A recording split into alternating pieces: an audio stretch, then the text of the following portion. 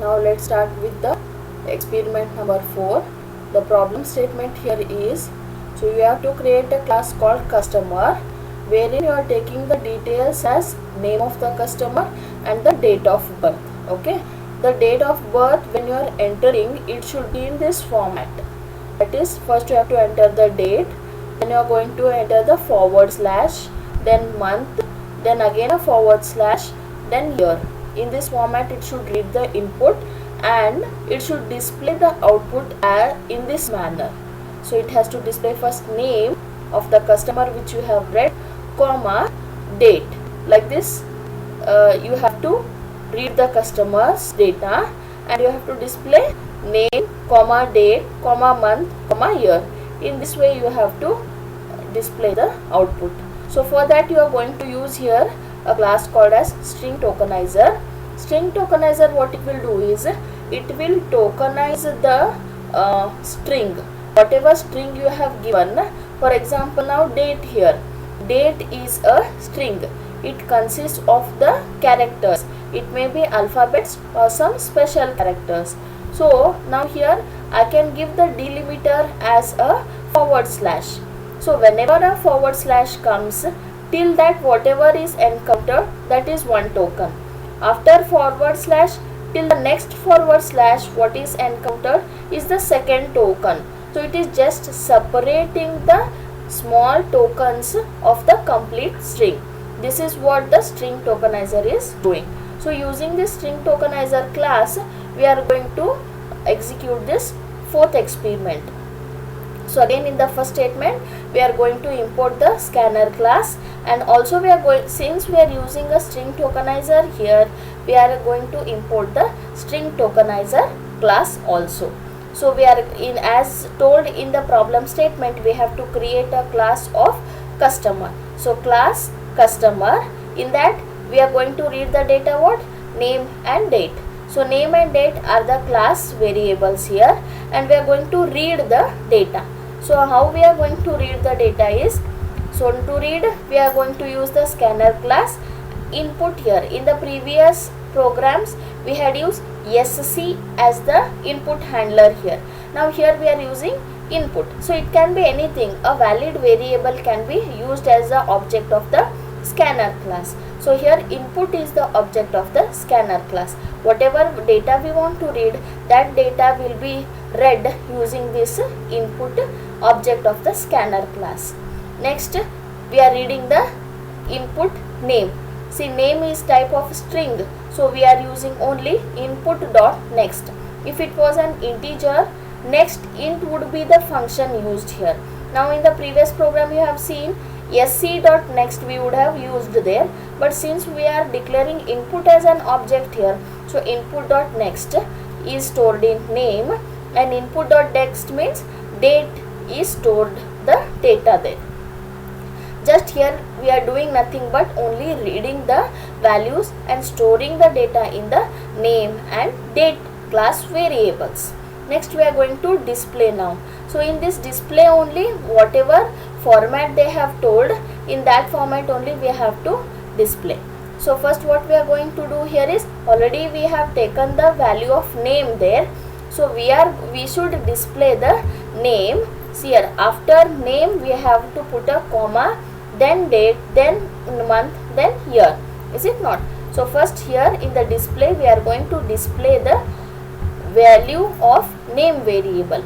See, just this name is not written in double quote, means what, its value will be displayed. The value of this variable name will be displayed. Next in the double quote we have put a comma. It means whatever is written in the double quote will be displayed as it is it not? So here after name, comma will be displayed. Then next, now we have to display the date, comma, month, comma, year. So for displaying the date, we have to tokenize that date string. So for tokenizing, we are taking a delimiter variable, delimiter here, that is delims is taken of type string. So delimiter is a string here, so it is enclosed within the double quotes, string constant. So delimiter in the date we are giving a forward slash. So till the forward slash comes, that is treated as one token. from the previous forward slash to the next forward slash, it is treated as a single token. So delimiter is given here as a forward slash. Suppose in the date you are using hyphen, for example 20 hyphen 01 hyphen 2020. Here your delimiter will be a hyphen here, because in the date you have used the hyphen, that time delimiter will be a hyphen.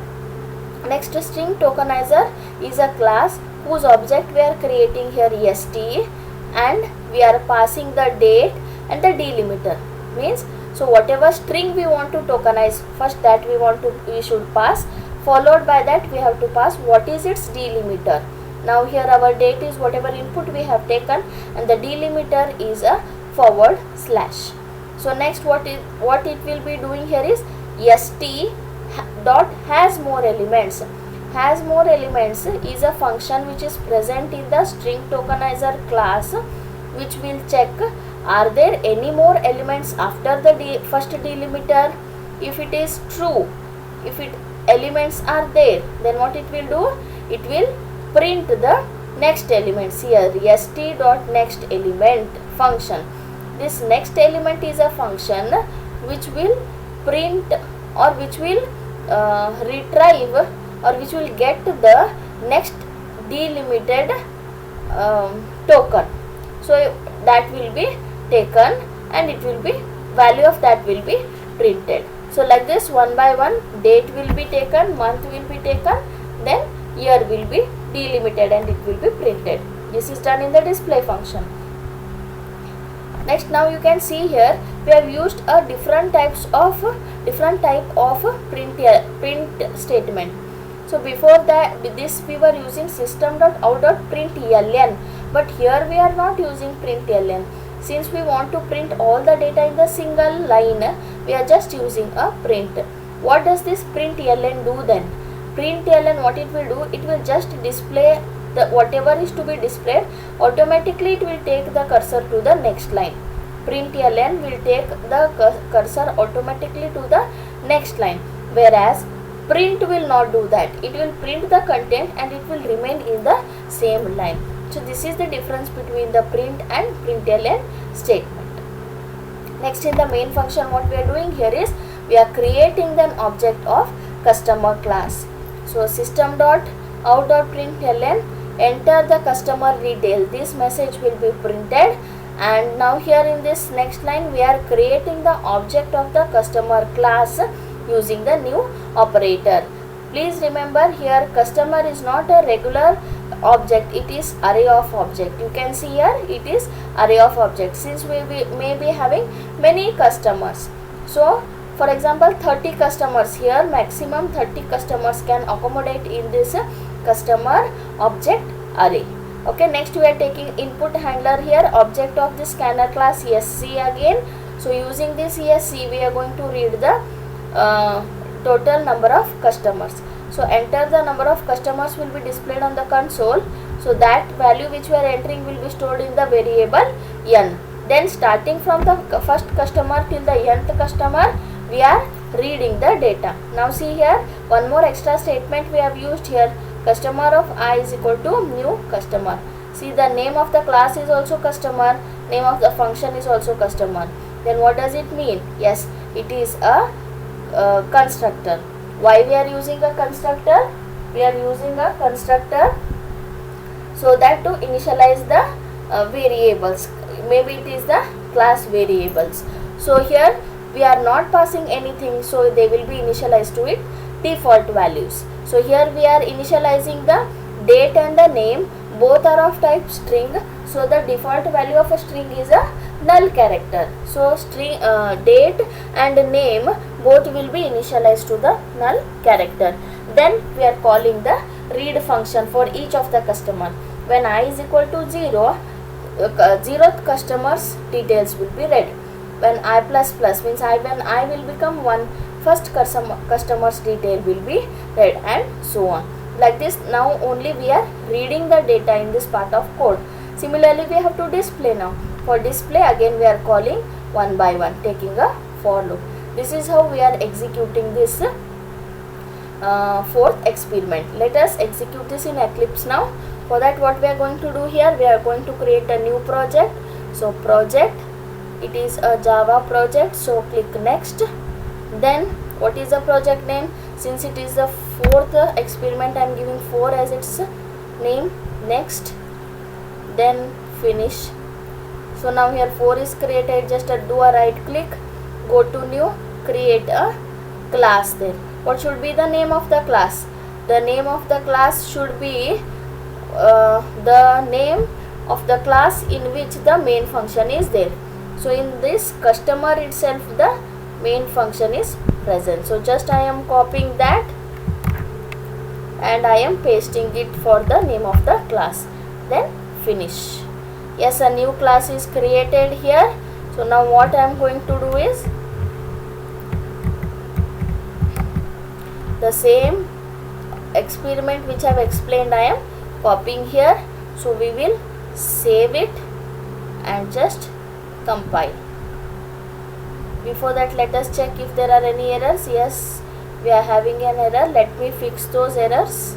Just fix the errors here. A semicolon was missing there. So I will save it. Let's run that. Yes, it is successfully run here. And now you can see in the below console of the output here, it is asking enter the customer details, enter the number of customers. I'll just enter 2 customers, enter.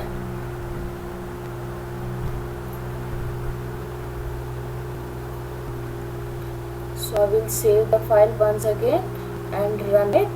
Yes, it is running here. It is asking me to enter the number of customers. I will enter the customers as 2 customers. Next, it is asking me to enter the customer's name. I will enter as VSMIT. Okay. Then it is asking to enter enter the customer birth detail in the form of date, month and year format. So it is, let me enter as 1st June 2010. Enter the second customer's name, VSMSRKIT is the name. Its birth date is 1, it is June. So let me take it as 2018. Okay, enter. Okay, now see here it is displaying whatever we want. See name, comma, date, comma, month, comma, year. 2 customers are there. So detail is displayed in this format. This is how we are going to execute this program.